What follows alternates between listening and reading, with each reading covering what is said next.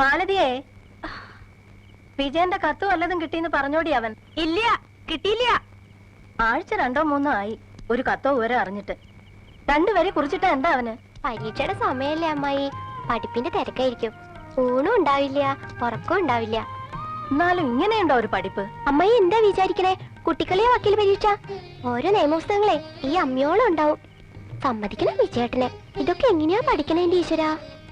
മതി ഓരോരുത്തരുടെ വീരവാദം പറഞ്ഞത്. ലോകത്ത് ആദ്യമായിട്ടൊന്നും അല്ലല്ലോ ഒരാള് വക്കീലിന് പഠിക്കണത്. ഈ ഏടത്തേക്ക് എപ്പോഴും കളിയാക്കല.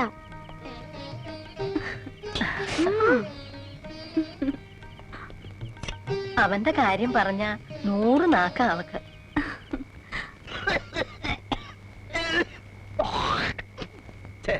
എന്താ കുഞ്ഞമ്മാമ ഇത്? ത്രിസന്ധിക്ക് നാമം ജപിക്കുമ്പോഴാ ഉമ്മറത്ത് വന്നിരുന്ന് കാർക്കിച്ചു തുപ്പണേ. കുത്തി കുത്തി ഒരു ചുമ എങ്ങനെയാ മാറണേ? വലിച്ചു കയറ്റിയല്ലേ പോക. ഈ ബീഡി വില ഒന്ന് നിർത്തുവോ? എന്നാ മാറും ചുമ. നിർത്തി, ഇതോടെ നിർത്തി. നാളെ മുതലില്ല, തീരുമാനിച്ചു. അച്ഛൻ വെടിവലി നിർത്തിയിട്ട് ചുമ മാറും. 2 ദിവസം ഉണ്ടില്ലെങ്കിലും വിരോധം ഇല്ല. പുക തിന്നാണ്ട് പറ്റില്ല. ഏയ് നിർത്തി, വയ്യ. സിഗരറ്റ് ആണെങ്കിൽ ഇത്ര ദോഷമില്ല.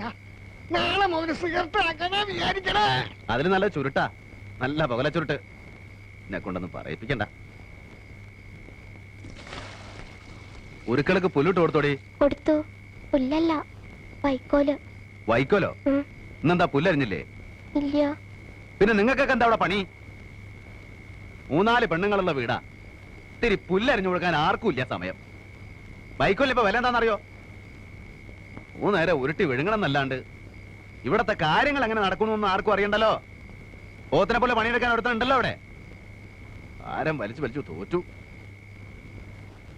മേടിച്ച് നിൽക്കാണ്ട് പൊയ്ക്കോ അപ്പുറത്ത്.